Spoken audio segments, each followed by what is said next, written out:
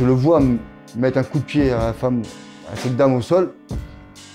Et je le cible pas par hasard, c'est lui non, parce qu'il a fait ça. C'est lui. Moi, pour moi, le plus faible, on le défend. On reste pas devant à le regarder. C'est pas possible. Et puis déjà, on vit dans une démocratie. À la base, on n'est pas là pour combattre. On n'est pas là pour combattre. On combat quoi? C'est une dictature. La dictature qu'on combat. L'expertise médicale qui a eu lieu sur les gendarmes peut prouver qu'il a eu un hématome à la cuisse qui n'est pas dû de mon fait. Je savais très bien qu'avec ce que j'ai fait, je savais très bien que j'allais avoir des histoires. Je m'attendais pas à autant d'histoires quand même. Déjà, mon jugement n'a même pas lieu, donc je suis déjà jugé coupable. Après, moi, jamais eu de problème de justice, tout ça, donc ouais, j'ai voulu faire confiance aussi à la justice, j'ai voulu. Ça partait loin, ça partait d'une autre dimension. Hein. Puis une affaire de justice, c'est une affaire d'État. Des fois, je me sens bâillonné, ouais. Je me sens bâillonné et puis voilà quoi, c'est compliqué, c'est compliqué. Mais là aujourd'hui, bon, comme je te dis, voilà, aujourd'hui j'ai repris quand même un petit peu de capacité physique, psychologique et puis bah non, puis c'est mon droit. C'est mon droit, donc c'est vrai que je peux pas m'engager sur des grands propos, mais maintenant je peux quand même témoigner de ce que je vis. Voilà, et ça c'est ma vie. On voit très bien que les gilets jaunes pour eux c'est l'horreur. C'est le mouvement social qui peut tout faire renverser. Et si le mouvement social il avait été respecté par ceux qui nous gèrent, s'ils avaient respecté notre colère sociale, nos revendications, on aurait été des millions dans la rue. On aurait été des millions dans la rue avec nos femmes, nos enfants, nos aînés, voilà. Et puis ils n'auraient rien pu faire. Voilà. Et ce mouvement social, ils l'ont fait mal. Ils l'ont tabassé, ils l'ont matraqué. Et moi, voilà, moi là, je suis la bête noire. Là, pour discréditer ce mouvement, pour salir ce mouvement, ils mettent des mecs comme moi. Ils salissent des mecs comme moi. Mais voilà, donc je savais très bien que j'avais vite compris que j'allais avoir mal. J'avais vite compris, voilà, moi quand je vois des hauts politiques qui arrivent à tweeter sur ma petite tête, je pense que dans le pays, en France, il y a d'autres trucs à gérer que ma petite tête. Je suis pas quelqu'un de méchant, maintenant ils ont pris le profil de boxeur, mais la boxe c'est un sport noble. La boxe, il y a un respect qui est énorme. Ils ont fait n'importe quoi. Voilà.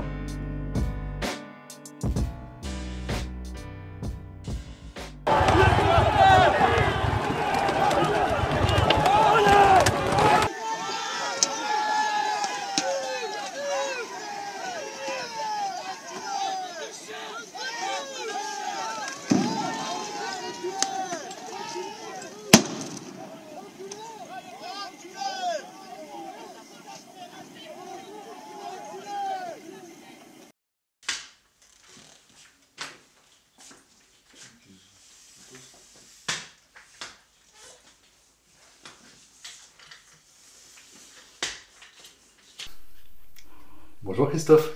Bonjour. Ça fait déjà 1 an et demi que nous nous sommes entretenus et on peut dire que durant cette période, il s'est passé pas mal de choses. Je te propose donc que nous fassions un peu le bilan de ces 18 derniers mois. Déjà, toute première question presque obligatoire, j'ai envie de dire, puisque le changement sautera aux yeux de chacun, tu t'es laissé pousser les cheveux. Oui.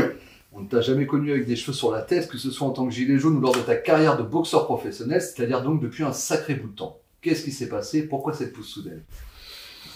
L'année de mes 40 ans, un peu de renouveau, j'ai essayé, ça me plaît, tout le monde me dit que ça radoucit mon visage, ça fait moins sévère, donc je laisse. Et est-ce qu'il n'y a pas aussi un caractère un petit peu, j'ai envie de dire, visant à t'anonymiser un petit peu plus, parce que les gens ont connu ta tête rasée, tu as eu une certaine notoriété, qu'elle soit positive ou négative, avec cette tête rasée, et là le fait que tu puisses maintenant aujourd'hui porter des cheveux, je le dis même personnellement parce qu'on s'est rencontrés à des moments et je t'ai pas reconnu moi avec des cheveux, ça a été plus difficile. Est-ce que ça joue? Est-ce qu'il y a une volonté d'eux, mais au moins est-ce que tu le remarques? Alors pour le côté de devenir anonyme, non. Maintenant l'État s'en est chargé, les cheveux plus le masque, on me reconnaît pas. Ouais.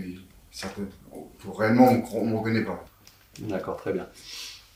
Avant de véritablement rentrer dans le vif du sujet, un rapide mot si tu le veux bien concernant ton conseil juridique. Tu as changé d'avocat, tu es maintenant défendu par Juan Branco. Pourquoi et comment s'est fait ce choix?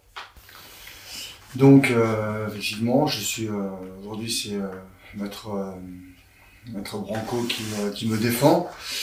Je suis arrivé vers lui.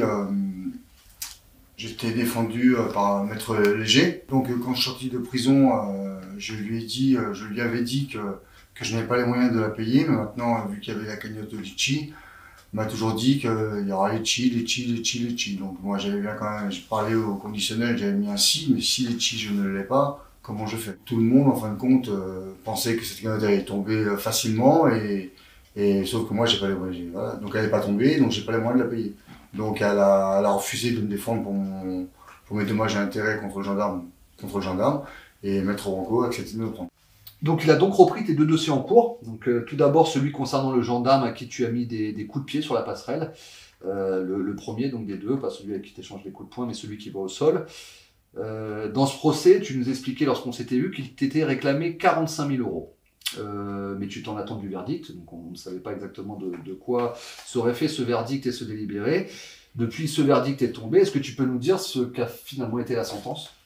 Donc le délibéré, on aurait dû le recevoir au mois d'avril, parce que le procès est au mois de février. On aurait dû le recevoir au mois d'avril, on n'a rien reçu. 2021, je précise. Ouais, 2021. Au mois de juin, on a eu un délibéré, on me réclamait 18 000. 18 000 au lieu de 45 000. 18 000 au lieu de 45 000. Donc bon, j'ai été un peu quand même surpris, mais bon, en même temps, je faisais une économie de 27 000, donc c'est pas mal, on va dire. Et en fin de compte, donc, bon, j'en discute avec Maître Branco, et Maître Branco me dit de ne pas faire appel, que ce serait de ne pas faire appel. Donc je suis les conseils de mon avocat.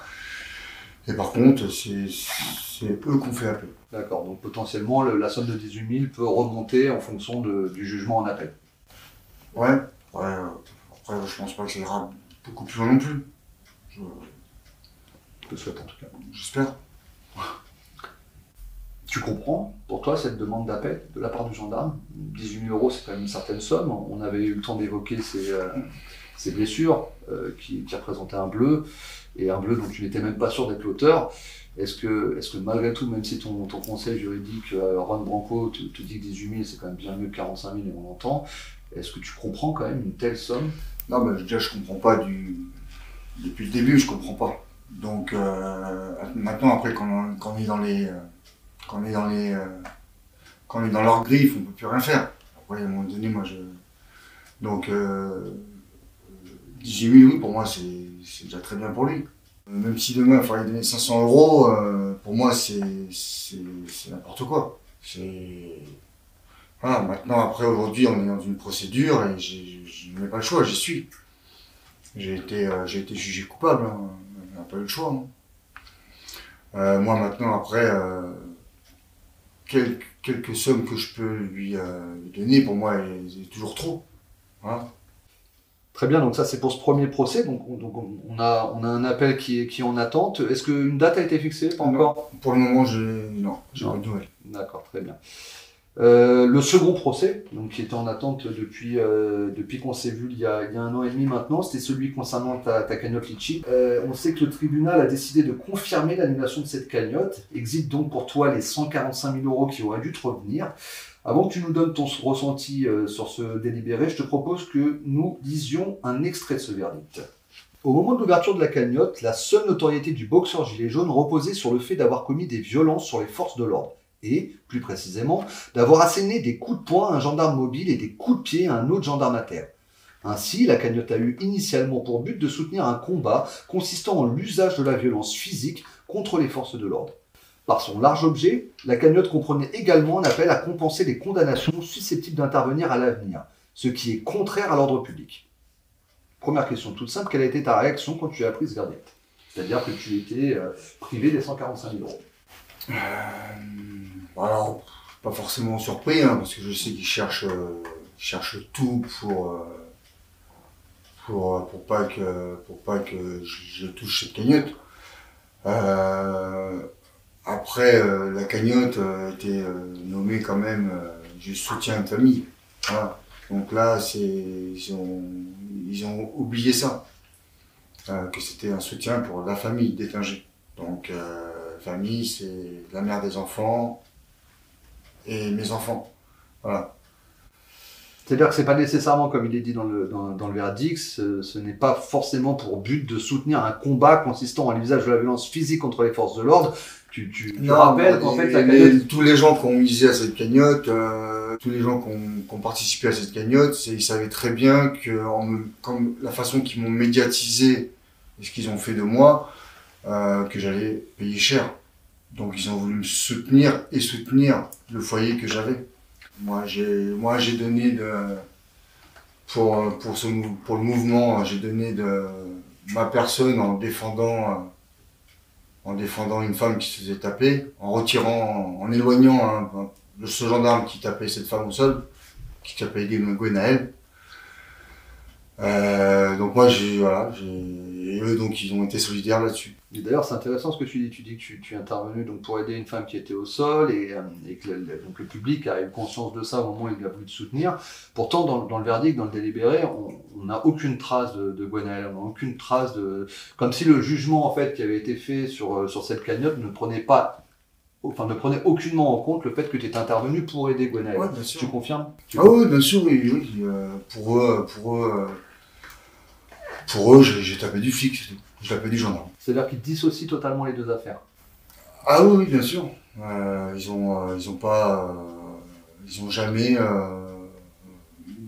m'ont jamais dit que j'avais. Pour eux, c'est deux affaires différentes. C'est-à-dire qu'il y a d'un côté ton affaire et de l'autre côté le. C'est ce qu'ils ont dit quand Madame Antinori Gwenaël a porté plainte. Ça a été classé sans suite. Classé sans suite. Très bien. D'accord. Donc du coup, oui, d'accord. Donc c'est un non-fait. La présence de Gwenaël au sol et toi ton intervention pour aider Gwenaël, c'est un non-fait d'un point de vue judiciaire. C'est-à-dire que ce fait n'est pas retenu. Non, c'est ça. Vous avez donc décidé de faire appel concernant cette affaire Litchi. Est-ce qu'actuellement tu penses avoir encore une chance de pouvoir avoir une issue favorable concernant cette cagnotte, ou est-ce que, pour parler de manière un peu plus simple, tu vas surtout pour l'honneur? L'honneur, évidemment. Mais après, si réellement c'était... Si, il y a quand même encore une petite part au fond de moi d'espoir. C'est pour ça que j'y vais. Si réellement j'étais à 100% sûr de perdre.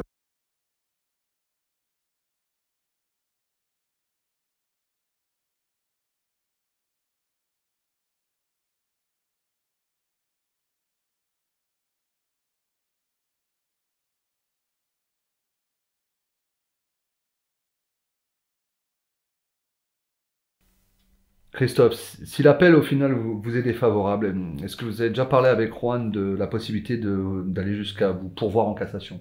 Oui, je pense. Ouais. Oui. Vous comptez aller jusqu'au bout? Oui, on ira jusqu'au bout. Oui. Et concrètement, du coup, pour toi, le fait que tu n'aies pas pu recevoir cet argent, même si chacun a conscience de ce que représente une telle somme, ça change quoi aujourd'hui, près de 3 ans après son annulation? Elle t'aurait permis de faire quoi, cette cagnotte? Déjà, elle m'aurait permis de régler tous les frais d'avocat que je dois. Rembourser des personnes de l'entourage qui nous ont aidés pendant cette période difficile. Voilà, elle m'aurait aidé déjà à ça. Ce qui n'est pas rien. Voilà, ce qui n'est pas rien, oui. Donc après, je sais pas. Après. Non, financièrement au quotidien, c'est par exemple, lors de notre précédent entretien, tu nous as expliqué que malgré le divorce avec Karine qui se profilait, tu souhaitais tout de même garder la maison dans laquelle je t'ai interviewé la dernière fois, notamment pour le bien-être de tes enfants. Tu souhaitais pérenniser un environnement familial et familier. Comme chacun peut le voir actuellement, le décor est différent aujourd'hui car nous nous trouvons dans ton nouvel appartement. Oui. C'est-à-dire qu'on a quitté ta maison. Est-ce que tu peux nous expliquer pourquoi tu n'as finalement pas pu conserver ta maison? Bah, tout simplement que il fallait que je rachète le crédit en cours pour redonner la part par rapport à l'estimation de la maison et la plus-value, redonner la moitié à la mère de mes enfants, à Karine. J'ai essayé de faire des crédits. Donc tout ça, c'était juste un petit peu avant le Covid. Donc j'ai réussi à faire des simulations qui ont été acceptées, mais dès que ça montait plus haut, c'était refusé. C'est plus haut, c'est-à-dire quand Dès que ça montait avec la bancaire, soit l'agent de la banque, soit en direct, ça allait, mais dès que ça montait au siège, c'était plus bon. Et voilà, j'ai eu l'occasion d'avoir 2 directeurs quand même qui m'ont dit que j'étais cramé. Des directeurs de banque? Ouais. C'est-à-dire qu'ils t'ont dit textuellement que tu étais persona non grata dans le milieu de Alors la ça n'a banque. pas été écrit noir sur blanc, mais Non, bien sûr. ça a été officieusement dit comme ça. Ouais. C'est-à-dire qu'ils te l'ont dit visuellement, Ouais, et ouais. tu étais face à eux, ils t'ont dit que... C'est ça. Et après, à l'heure d'aujourd'hui, maintenant, j'ai essayé de faire d'autres simulations sur d'autres banques, tout ça. Là, à l'heure d'aujourd'hui, depuis qu'il y a cette crise sanitaire qui est là, les prêts immobiliers sont encore un peu plus compliqués. Donc là, je ne passe carrément plus du tout. T'as aucune chance d'avoir... Là, non, je passe plus là. Donc nous avons été obligés de vendre la maison et donc je me retrouve. Donc j'ai pris un appartement en location pour continuer ma garde alternée avec mes enfants et pour qu'ils puissent toujours aller dans leur lieu d'école. On précise qu'on est toujours dans le même secteur. En fait. On est toujours dans le même secteur. Ouais. On est à quelques kilomètres. Et ton salaire permet de couvrir les frais du loyer? Comment ça se passe? C'est compliqué. Si, je les paye maintenant. Là aujourd'hui, bon, j'ai eu la chance d'avoir un petit peu j'ai pas eu grand chose, mais bon, donc j'arrive à joindre les deux bouts, mais bon, parce que j'ai eu mon petit plus-value, c'est tout. Mais Avec la vente de la maison? Avec la vente de la maison, mais bon, je vais pas vivre longtemps comme ça. Voilà. Ouais. D'accord. Et tu m'avais parlé aussi d'APL une fois, je me souviens. Ah bah, mon dossier APL, il est carrément refusé. Je ne comprends pas. Je fais une simulation sans mettre mon nom, j'ai le droit à quelque chose. Et chaque dossier que j'ai pu envoyer, donc j'ai l'appartement depuis le mois de juillet, nous sommes en décembre. J'ai fait 3 relances de dossiers, 3 relances de dossiers qui aboutissent à rien. Pour bien comprendre, hein, tu viens de le dire, mais pour une sorte de bien sûr, tu fais un dossier de manière fictive, c'est-à-dire tu fais une simulation. Tu as le droit. Par rapport à ce que je gagne et par rapport à ce que je paye, j'ai le droit à une prestation. Quand j'envoie mon dossier, donc avec mon nom, avec tous mes papiers, tout ça, j'ai rien. Mon dossier est rejeté. Je rencontre encore des difficultés à plusieurs reprises, ouais, sur des problèmes administratifs. Voilà. Donc c'est compliqué. Ouais, tu sens que c'est parti pour durer en plus. Ouais, je pense que ça va durer, bien sûr. Maintenant, après là, ça m'a beaucoup pollué pendant quelques mois. Maintenant, là aujourd'hui, on encaisse, hein, et puis je vis avec. Tu t'habitues presque. Ouais, on s'habitue. Hein. Et puis je garde l'espoir, c'est tout. Je garde l'espoir et puis on avance. Pour ne pas perdre l'équilibre. Pour ne pas perdre l'équilibre, on essaie d'avancer. D'ailleurs, comment ça se passe au travail depuis notre dernier entretien? À l'époque, tu disais que c'était compliqué, mais que tu avais retrouvé tes fonctions. Qu'en est-il aujourd'hui? Tout se passe bien avec ton employeur ou les relations se sont tendues depuis? Ça a continué, j'ai continué, ça a continué les problèmes. J'ai perdu mon poste où j'étais responsable du secteur voirie. Ils ont fait une réorganisation du service technique. Donc j'ai été le seul poste en tant que responsable à bouger. Et ils m'ont mis responsable d'urgence. C'est quoi la différence pour toi concrètement? Le problème qu'il y a, c'est que le mot urgence, il est difficile à définir. Mon urgence à moi n'est pas forcément la tienne. Donc le mot urgence, tu peux tout faire et ne rien faire. Et donc... Tu nous dis que tu es dans une voie de garage là? C'est ce que tu expliques? Qui t'ont mis dans une voie de garage? C'est ce que je comprends de ce Alors, ils font pas, c'est pas officiel. Parce que j'ai encore sur mon intitulé, j'ai responsable. Maintenant, moi, je le prends comme ça. Voilà. Mais là, c'est que ma version à moi, c'est que, voilà. Mais au quotidien, tu vois un changement justement qui te laisse penser ça? Alors là, donc ça s'est passé l'année dernière au mois de janvier. Ça s'est fait comme ça. Jusqu'au mois de juin, j'ai travaillé dans cette responsable urgence à ce poste-là, et je me suis blessé. Je me suis fait mal au dos, donc j'ai eu un accident de travail et j'ai repris là le 15 novembre. Ah, donc t'as eu un sacré long arrêt de Ouais, travail. ouais, je me suis vraiment bousillé le dos. Fallait que je ramasse des conteneurs dans la ville, mais des conteneurs pleins, et en descendant le conteneur. Donc pour les monter, j'ai eu un coup de main d'un collègue, et pour le descendre, j'étais tout seul, et je me suis vraiment fait mal au dos. Et ça, c'est une nouvelle tâche qui était. C'est ça. Avant, tu ne le faisais pas, ça. Non. Donc, ce que tu es en train de nous dire, c'est que ton problème de dos qui t'a quand même mis sur le carreau plusieurs mois, là, 3-4 mois, si je compte rapidement Ouais, dans mon c'est ça. esprit, Facile. a été provoqué par ta rétrogradation, en fait. C'est ça, j'ai réussi à me blesser parce qu'on n'avait pas le matériel adéquat pour faire cette mission. Et donc, je me suis fait mal. Et là, en revenant le 15 novembre au travail, on m'a demandé de superviser le service entretien de la collectivité. Donc, on a du personnel qui font l'entretien des bâtiments publics. Donc, mais j'ai quand même pris cette mission parce que ça me fait changer. Voilà, quoi. J'ai plusieurs cordes dans la fonction publique, où moi j'ai chapeauté pas mal de services. C'est un service que je connais pas, donc avec de nouvelles missions, donc c'est sympa. Ça te permet d'évoluer. Ouais, ça me permet donc de prendre des petites compétences, j'apprends, j'en apprends en tout cas. Lorsque tu t'es rendu au tribunal en fin d'année dernière, tu as croisé par hasard des gilets jaunes qui étaient eux aussi présents ce jour-là pour soutenir 2 d'entre eux qui avaient été arrêtés quelques jours plus tôt, le 12 décembre 2020, dans une manif contre la loi sécurité globale. Une manif qui avait fait polémique à l'époque, puisque sur les environ 150 individus interpellés, environ 120 d'entre eux avaient finalement été relâchés sans qu'il n'y ait quoi que ce soit à leur reprocher. En fin de journée, le ministre de l'Intérieur se félicite de la stratégie anti-casseurs mise en place et annonce le chiffre de 142 interpellations. Les éléments réunis par Mediapart montrent que cette communication des autorités est fallacieuse. Sur les 142 personnes interpellées, 18 n'ont même pas été placées en garde à vue. Sur les 124 restantes, dont 19 mineurs, 49 ont bénéficié d'un classement sans suite. Le parquet ne disposait pas d'éléments suffisants pour les poursuivre. 46 autres ont reçu un simple rappel à la loi, c'est-à-dire un classement sans suite accompagné d'un avertissement. Pour 23 autres, les procédures sont encore en cours.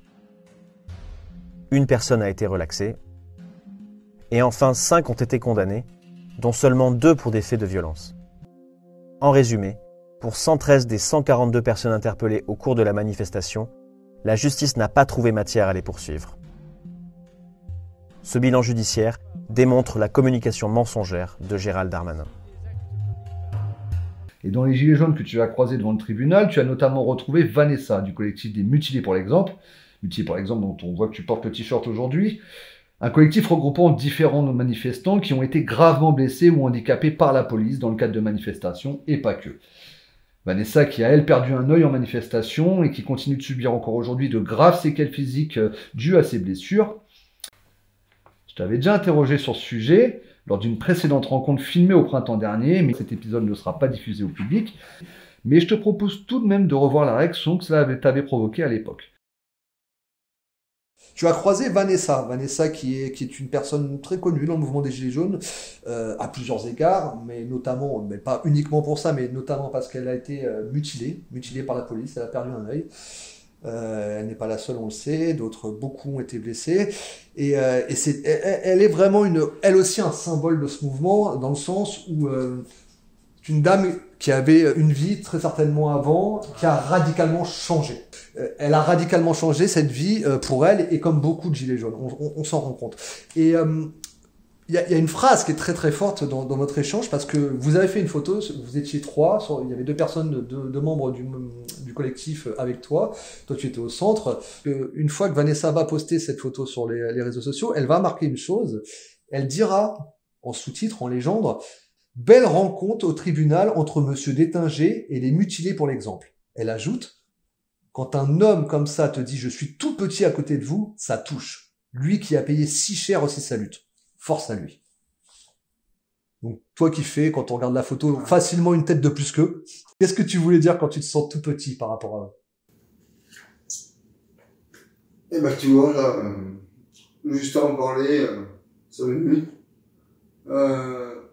Pourquoi? Qu'est-ce que tu as comme en tête là quand qu'est-ce qui te provoquait là?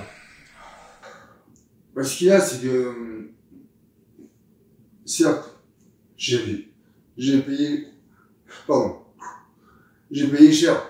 J'ai payé cher. Mais tu vois, j'ai la chance, pouvoir continuer à travailler.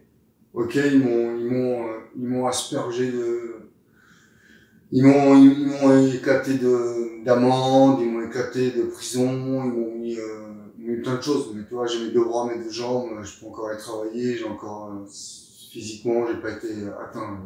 Ils ont essayé de me toucher moralement, ils ont réussi. Maintenant, j'ai la chance d'avoir un peu de caractère et de prendre le dessus et de me reprendre le dessus.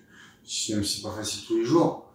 Mais ouais, quand je vois quand j'ai pu rencontrer, Vanessa et les autres mutilés, ce jour-là, et que je les vois, avec le sourire, je les vois motivés, je les vois toujours en train de mener le combat. Ouais, je retire mon chapeau. Je retire mon chapeau parce que, bah, bravo. Moi, en fin de compte, ce jour-là, quand je vois les personnes ils croisent des Détinger, qui sont contents, et qui sont à côté de moi, ouais, je me sens petit. Parce que, eux, ils ont payé plus que moi.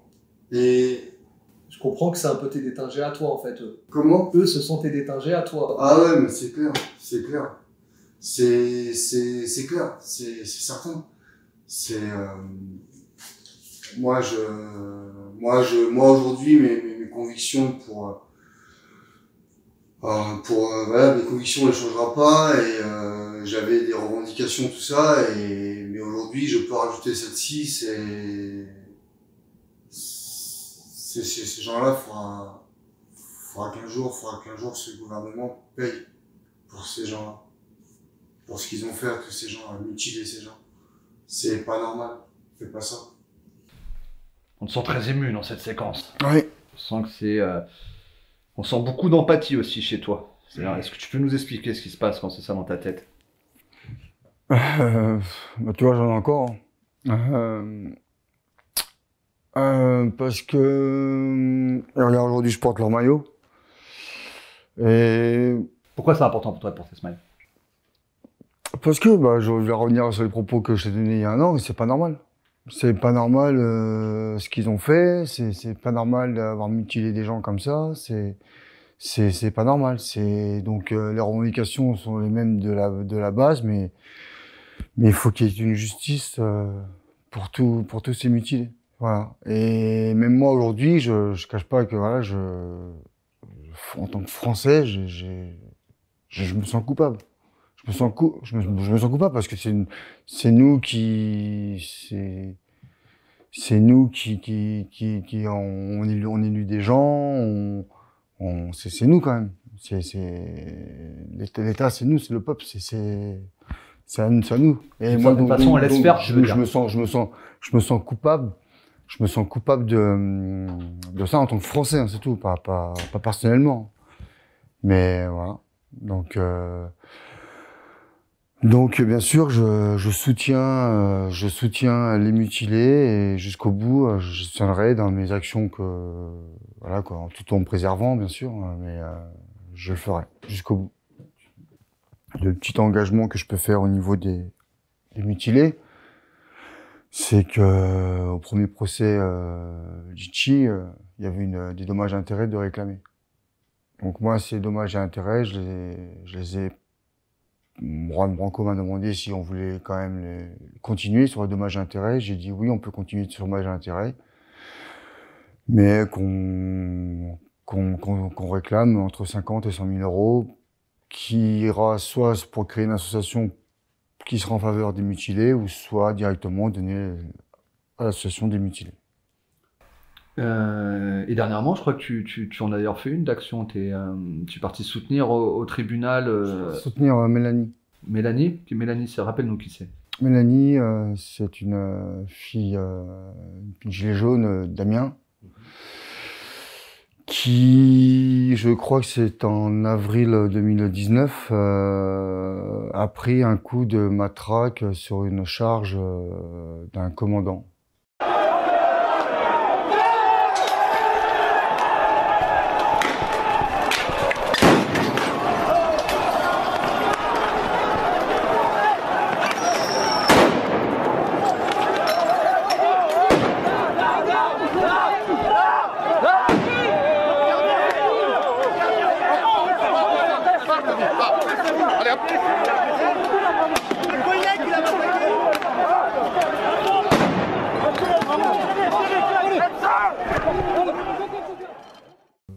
Par rapport aux images, on voit mal. Maintenant, on voit juste que Mélanie est de dos. Il y a la force des CRS policières qui avance sur le groupe Gilets jaunes. Mais bon, elle, n'ayant rien à se reprocher, elle marche et de dos.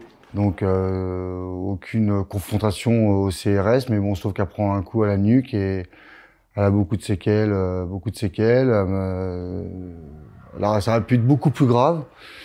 Donc, j'avais la possibilité d'y aller ce jour-là, donc j'ai voulu aller la soutenir. Ce jour-là, il y avait quoi? Son procès. Son procès? Jeudi dernier, c'était. Donc, je voulais la soutenir. Il y avait le délibéré. D'accord. Excuse-moi, c'était le délibéré de son procès. Et ben, le commandant n'a pas été accusé de faute, il a été relaxé, tranquille. C'est normal. On y a presque dit, la juge a presque dit, il a presque applaudi dans les mains, il a dit bravo monsieur. C'est un peu, on pouvait prendre comme ça. Ça renforce encore ta motivation pour les soutenir peut-être, se dire ça justement renforce ce déni la judiciaire. motivation et puis ça te met une amertume encore une fois de plus dans la bouche au niveau de ces lois, de cette justice, voilà. Mais on y croit encore. Voilà, on verra bien un jour. Je pense qu'un jour il y aura des comptes à rendre. Alors, lorsque tu rencontres, que ce soit les mutilés ou d'autres cas où tu as rencontré pas mal de gilets jaunes, on va y revenir d'ailleurs juste après. Il y a quelque chose qui est vraiment récurrent, alors dans mon œil d'observateur, mais pas seulement. Tu dégages sur eux une énergie positive, c'est indéniable. Les commentaires qui accompagnent d'ailleurs souvent les publications autour de toi sur les réseaux sont dithyrambiques. On sent que, je vais donner un chiffre non exhaustif, mais 90% des gens qui commentent, sans être en adoration, le terme serait excessif, mais te vouent vraiment un profond respect. Oui. Comment tu ressens ce respect justement et cet amour que les Gilets jaunes continuent de te porter même 3 ans après la bataille sur le pont? Est-ce que ça t'anime, toi? Est-ce que tu es sensible à ça? Non, je suis très sensible à ça. Maintenant, après,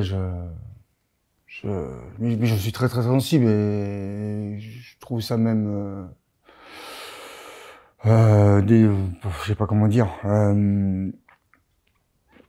Sensible, oui. Maintenant, après, bon, j'ai la tête sur les épaules et puis sur terre. Je suis pas quelqu'un de prétentieux.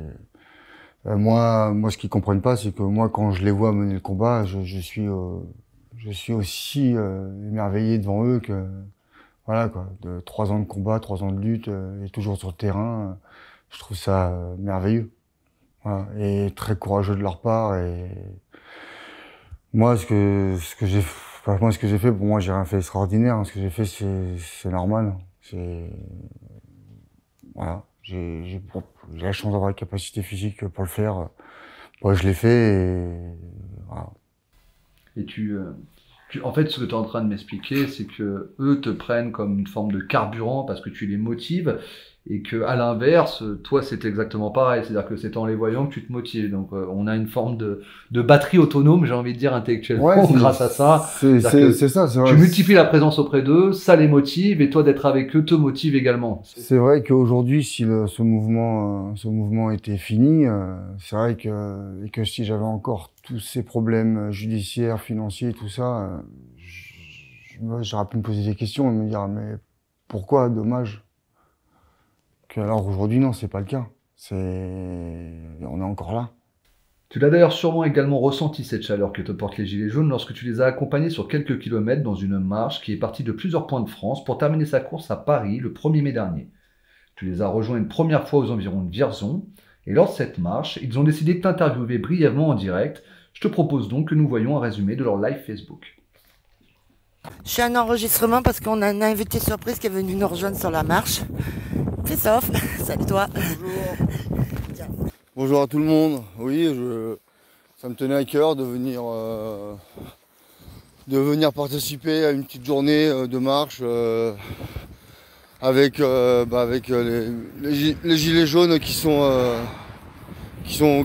font la marche GJ de Montpellier à Paris.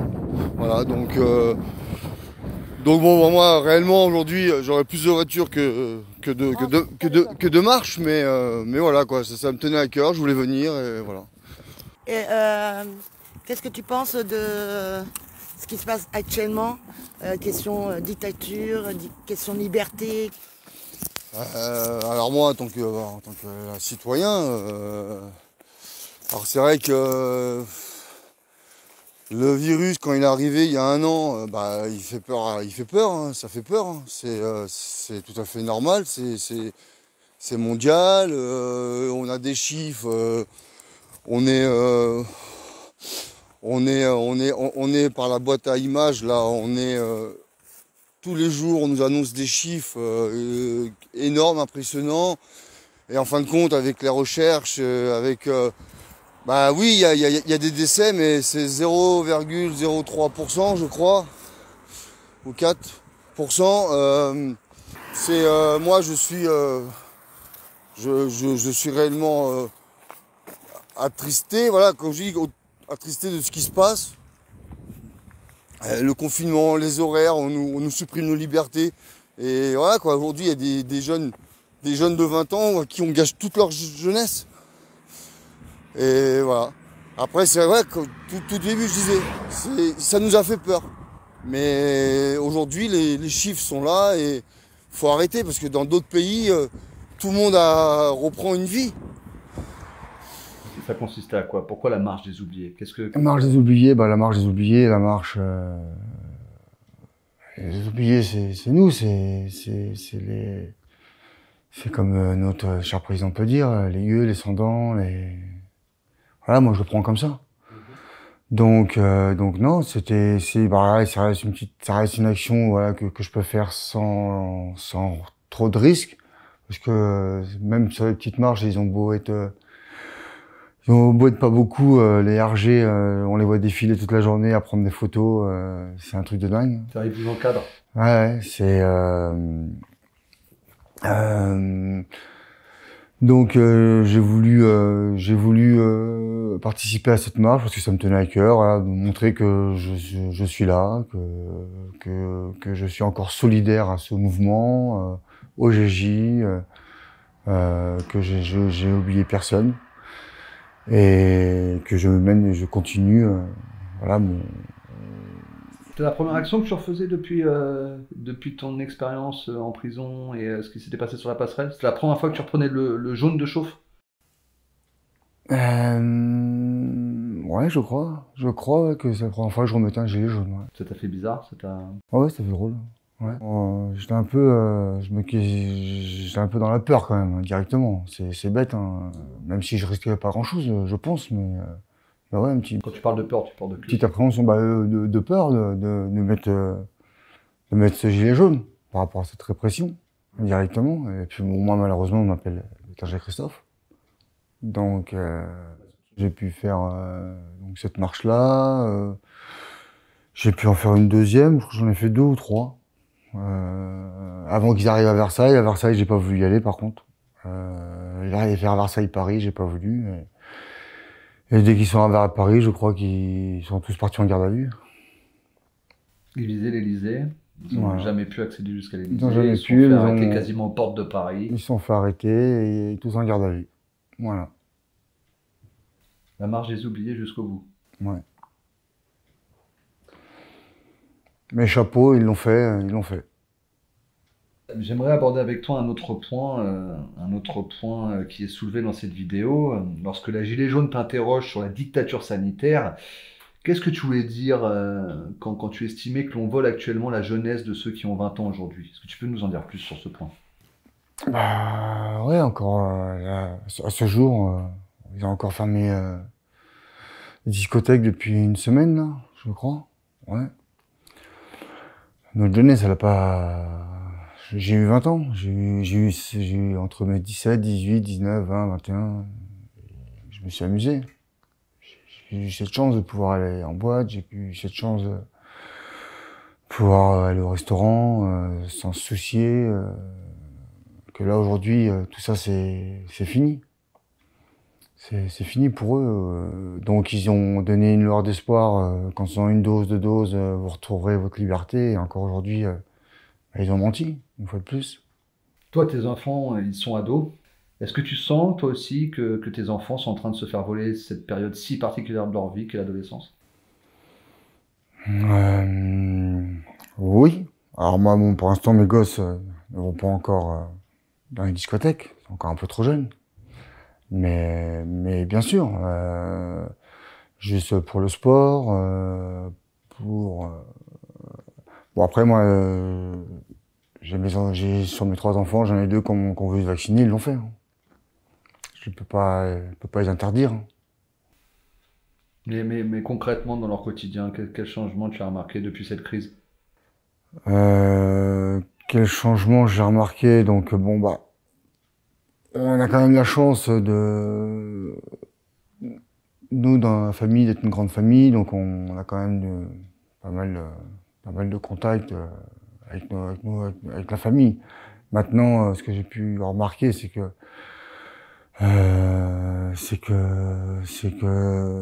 si on n'est pas vacciné, il n'y a pas de sport, on peut plus rien faire. Tu dirais qu'ils gardent une forme de vie sociale grâce à la famille, parce que vous avez une grande famille, mais par contre, tout ce qui était les sorties avant extérieures sont limitées. Au Oui, bah, moins c'est pour ça, le troisième qui, lui, n'est pas vacciné, si je comprends bien. Ouais, j'en ai un 3e qui est pas vacciné. Donc, les ennemis, on fait rien. Bon, on fait rien. Pas grave. Hein. On est à la maison, c'est bien. On s'aime, c'est le principal déjà. Et tu vois comment l'avenir par rapport à ce qu'ils sont en train de vivre? Est-ce que tu penses qu'il y a une évolution qui pourrait être positive prochainement ou Pour nos enfants. pour les enfants? Ouais, et mais là, les- déjà, nos enfants, déjà, ils auront je sais pas, moi, je pense qu'il y aura il y aura des souvenirs de ça, il y aura des mauvais souvenirs. Et puis là, je pense qu'ils ils fragilisent nos enfants. Il y aura des problèmes de stress, d'anxiété, il y aura pas mal, dans les années futures, il y aura beaucoup de choses comme ça, je pense. Je me rappelle, alors après, je ne sais pas si je trahis un propos qui était privé, mais tu me parlais même, tu poussais le bouchon jusqu'à dire que ils étaient préparés à se soumettre. Ah oui, bah c'est ça, bien sûr.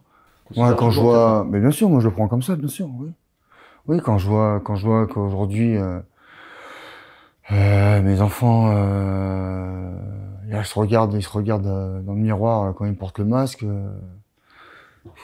ça me dérange c'est-à-dire, qu'est-ce qu'ils font? c'est juste, ils le mettent droit, c'est en gros, ça fait partie de de l'habillement maintenant. Je trouve ça désolant, je trouve ça triste. Et quand je vois mon gamin qui a 10 minutes du bus, 5 minutes à pied du bus et qu'il a encore le masque quand il rentre dans l'appartement, je comprends pas. Ils sont habitués. Tu te serais vu faire ça, toi, à ton époque? Toi, tu penses que tu aurais accepté? À notre époque, ils n'auraient jamais fait ça. Ils l'auraient jamais fait à notre époque, on serait rebellés. C'est une certitude. À l'été 2020, quand on s'est vu, tu nous disais que les Gilets jaunes devaient manifester pacifiquement, car ce mouvement n'avait pas les moyens de se battre et que de toute façon, la France était une démocratie, qu'il n'y avait que dans une dictature que le peuple devait se révolter et se battre. penses toujours la même chose maintenant, 2 ans après? Est-ce que tu considères qu'on est, je ne sais pas, soit encore en démocratie, soit en dictature, soit dans un entre-deux peut-être? Après, je peux avoir des moments où je vais dire qu'on est en dictature. Après, je peux avoir des moments où on est dans un entre-deux. Maintenant, c'est sûr qu'on y avance à grands pas dans cette dictature. C'est Par exemple, pourquoi? Tout ce qui est le Covid, le virus, les restrictions, tout ce flicage, ce traçage. C'est. Tu crains de jamais retrouver les libertés qu'on t'a prises là au cours de ces 2 dernières années? Tu penses que c'est un risque réel? Que la surveillance, comme tu dis, le flicage, le traçage restera pour très longtemps? Je pense s'ils l'ont mis, c'est pas pour le retirer maintenant. Je pense pas. Hein. Je pense que c'est le début là. On commence, c'est tout. Après, il y a plusieurs. Après, voilà, après, je m'informe différemment que les médias à la télé. Donc, j'ai 2-3 avis là-dessus. En tout cas, je crois pas ce qu'ils disent à la télé, c'est tout. Ça, c'est une certitude.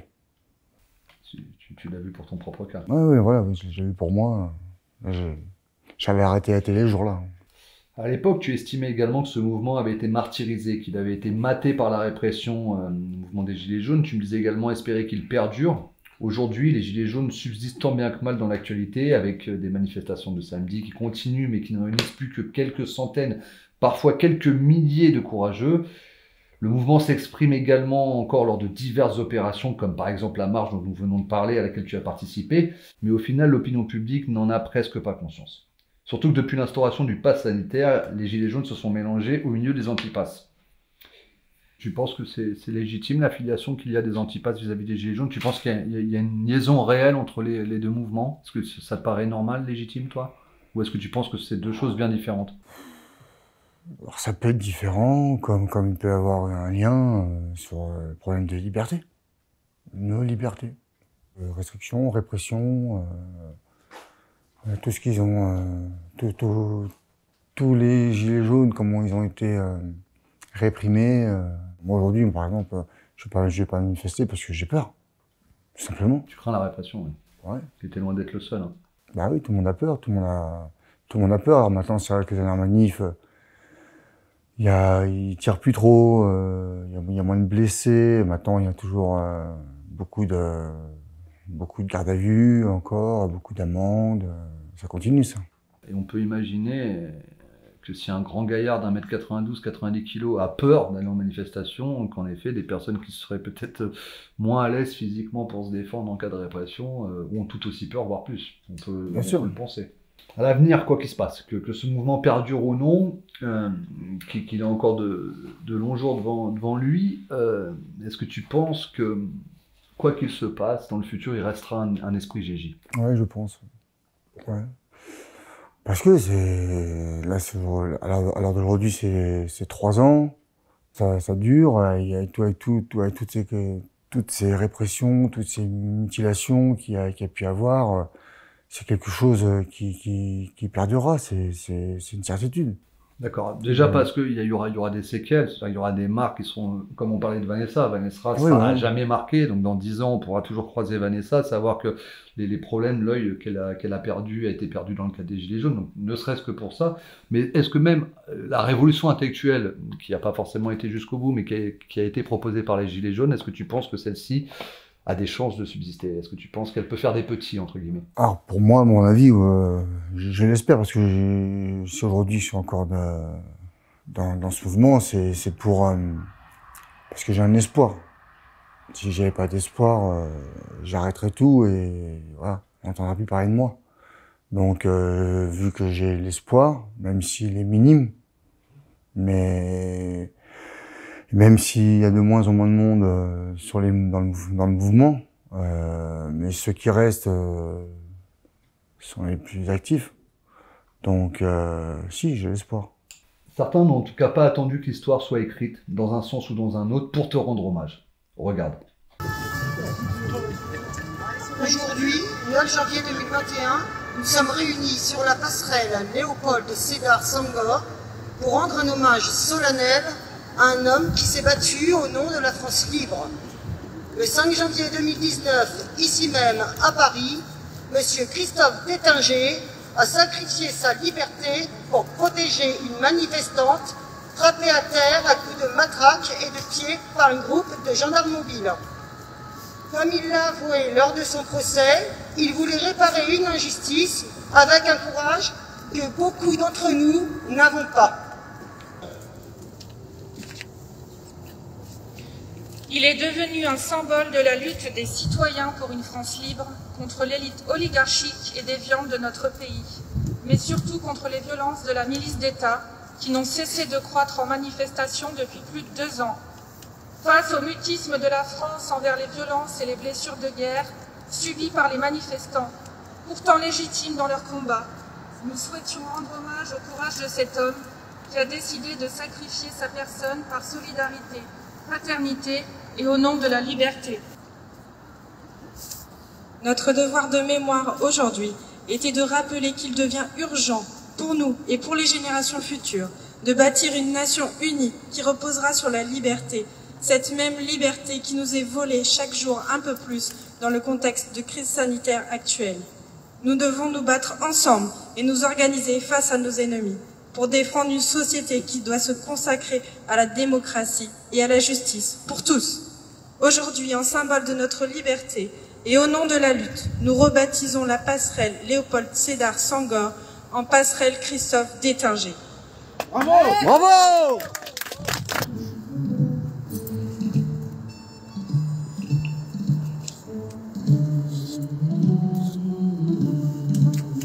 Bravo! Ami, entends-tu le vol noir des corbeaux sur nos plaines? Ami, entends-tu ces cris sourds du pays qu'on enchaîne? Tu avais été mis au courant de cet hommage fait en ton nom? Je l'ai su après. Tu l'as su après? Ouais. Je l'ai su le jour même, hein, mais j'ai reçu les vidéos après. Ils ont hésité à m'appeler, à me faire venir, et ils n'ont pas voulu me mettre en danger. Donc je l'ai su quelques heures après. Ça a été quoi ta réaction quand tu as vu ça? C'était surprenant déjà. J'étais surpris. J'étais surpris de cet hommage qui est quand même qui est, je sais pas comment, glorieux, sympathique, amical. Je trouve ça vraiment bien. C'était pour la date d'anniversaire. Hein. Oui, c'est ça en plus. C'est 2 ans après. C'est 2 ans après. Donc ça m'a touché. Ça m'a vraiment touché. Voilà. Et la mention Gilets jaunes résistant acte 8, ça aussi, ça renvoie une nouvelle fois à une dimension historique. Surtout les plaques de rue parisiennes qui ont toujours un effet particulier sur les Parisiens. Est-ce que du coup, d'aller sur ce point de vue-là, est-ce que ça évoque quelque chose de particulier pour toi? Est-ce que tu vois une relation à l'histoire? Est-ce que ça te parle plus que simplement un simple hommage? Mais on est dans ce cadre de la plaque parisienne. Oui, alors moi, c'est ce que... c'est n'importe quel gilet jaune que je croise, c'est ce qu'il me dit. Il me dit un jour, cette passerelle, elle sera à ton nom. Maintenant, j'en demande pas autant. Voilà. C'est pas... Après, on verra le futur, mais je sais pas ce que... J'en demande pas autant, moi. Mon acte a été fait comme ça, naturellement, et puis c'est tout. Justement, tu t'en demandes pas autant, tu dis même souvent d'être un symbole malgré toi. Est-ce que du coup, ce type d'opération ou d'événement te rajoute un poids supplémentaire sur les épaules, justement? Est-ce que tu sens ce poids d'une notoriété populaire en tant que révolté, résistant? Les mots sont forts. Alors, peut-être, ça rajoute un petit poids, peut-être possible. Mais pas au niveau du mouvement, pas par rapport aux gens, c'est peut-être par rapport à cette répression. Où je me dis, bon, peut-être qu'ils peuvent encore entendre parler de moi, ils peuvent encore, je sais pas, créer des problèmes, voilà. Et d'accord, c'est-à-dire que ça pourrait rajouter du poids. Après, À partir du moment où ton histoire continue à être écrite par le peuple, ta crainte, c'est que tu sois encore la cible permanente du pouvoir parce qu'on continue à parler de toi. Ça peut être ça, hein. C'est la seule crainte. Après, sinon, après non, après le reste, ça va. Là, il y a très peu de temps, il y a même pas un mois, tu me corrigeras si je dis une bêtise, tu es retourné pour la première fois sur cette Oui. passerelle. Et dans le cadre d'un clip, pour le compte d'Opération Spéciale GJ, une page de Gilets jaunes très suivie dans le mouvement. Avant que nous en parlions, je te propose de regarder l'extrait de la vidéo que tu as faite pour Opération Spéciale GJ. Reconnaissance de toutes les bavures judiciaires, policières, tous les mutilés, tous les gens qui sont décédés, tous les gens qui ont été incarcérés, réprimés. Voilà.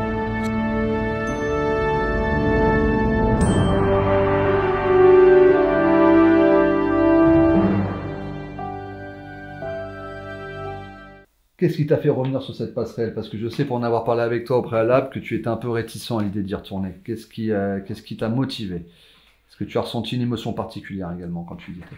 Alors, oui, ça m'a fait bizarre d'être sur place. Maintenant, ça restait un autre contexte, parce que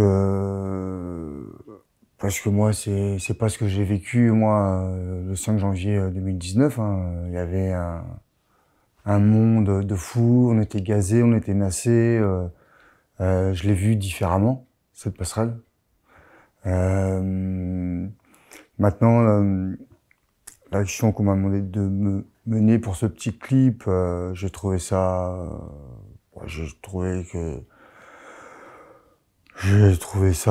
bien, donc j'ai voulu le faire. Ça, après, il y a des moments, moi personnellement, où c'est plus positif que d'autres. Et bon, voilà, là, j'étais bien, j'étais motivé, j'ai accepté.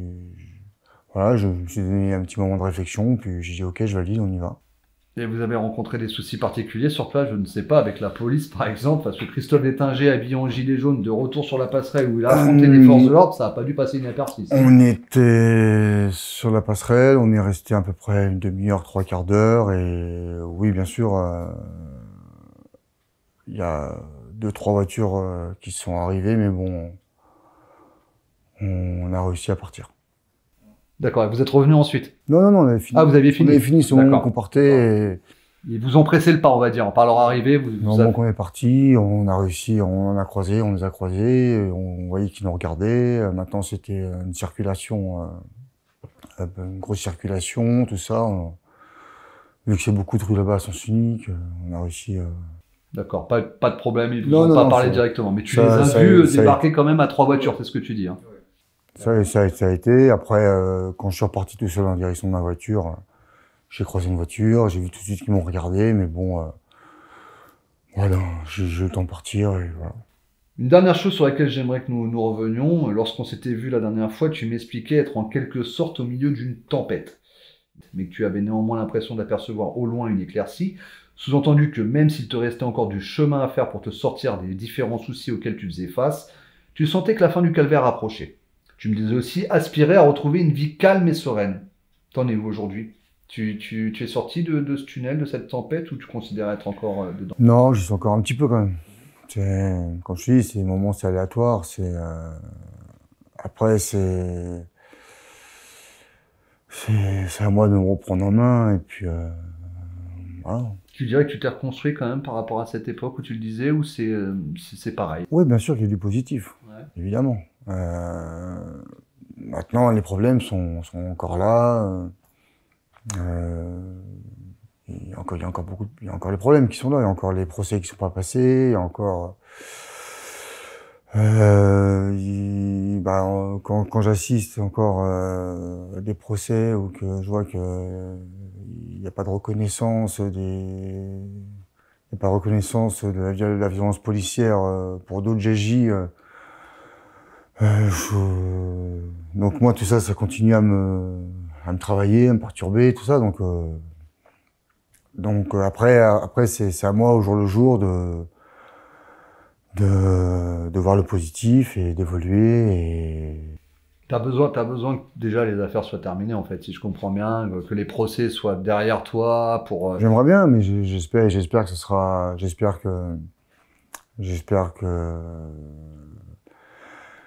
Mais vu que je suis pas quelqu'un d'égoïste, même si mes affaires, moi, elles sont finies positives, il y a beaucoup plus de positifs, tout le reste, sera quand même, me dérangera quand même.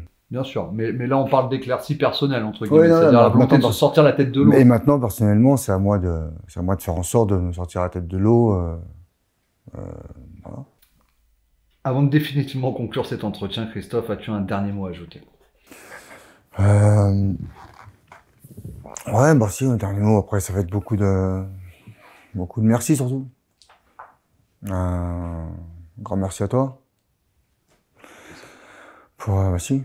Un grand merci à tous les GJ, tout ce mouvement qui continue la lutte depuis 3 ans. Réellement, voilà, je voudrais juste remercier toutes les personnes qui ont toujours été là, après toutes les personnes qui m'ont soutenu, qui m'ont dès le départ soutenu en prison, écrit, ce qui m'avait donné, ce qui m'avait permis de garder le moral, la foi, et voilà, et que de me remettre, de me maintenir, on va dire, en vie et fort. Non, voilà, après, je remercie tous les gens qui m'ont soutenu, accompagné. Est-ce que tu estimes avoir trouvé une grande famille avec les Gilets jaunes? Bon, moi, j'ai ma famille, hein. Mais ce mouvement, bien sûr, est devenu très solidaire. Une grosse solidarité, en tout cas. En tout cas, je vois qu'il y a beaucoup d'entraide, les uns les autres. Les quelques actions que j'ai pu mener, j'ai vu qu'il y avait une solidarité qui est énorme, ce qui est quelque chose qui était perdu, je pense, dans l'espèce humaine, et qu'en tout cas, sur ce mouvement-là, qui est revenu, voilà, qui est là, qui est présente. Très bien.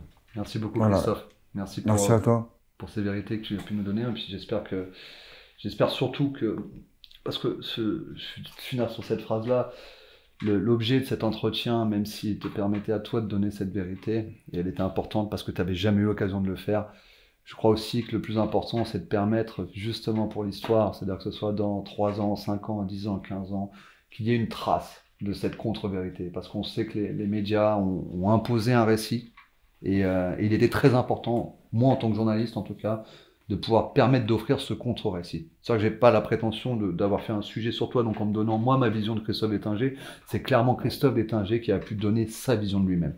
Et ça, en ça, j'espère que ça restera dans les traces. Bonne route à toi, Christophe. Merci.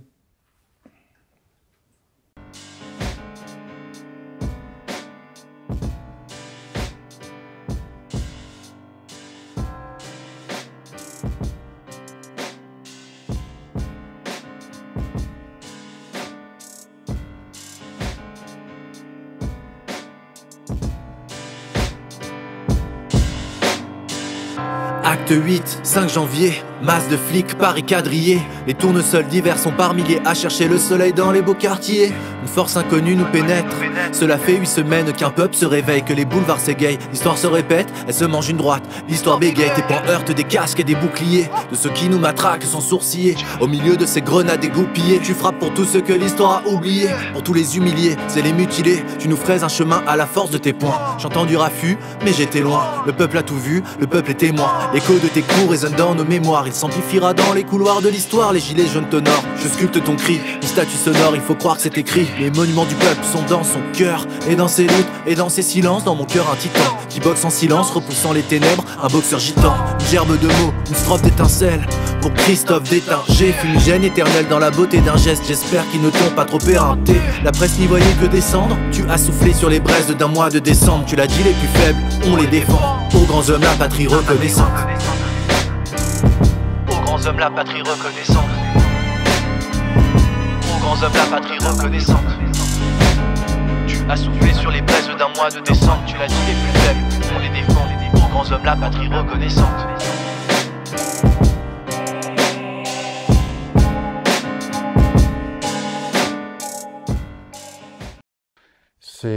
Moi, ça C'était mon dernier combat. Ce combat. C'est mon dernier combat. Voilà. Il est là, mon dernier combat.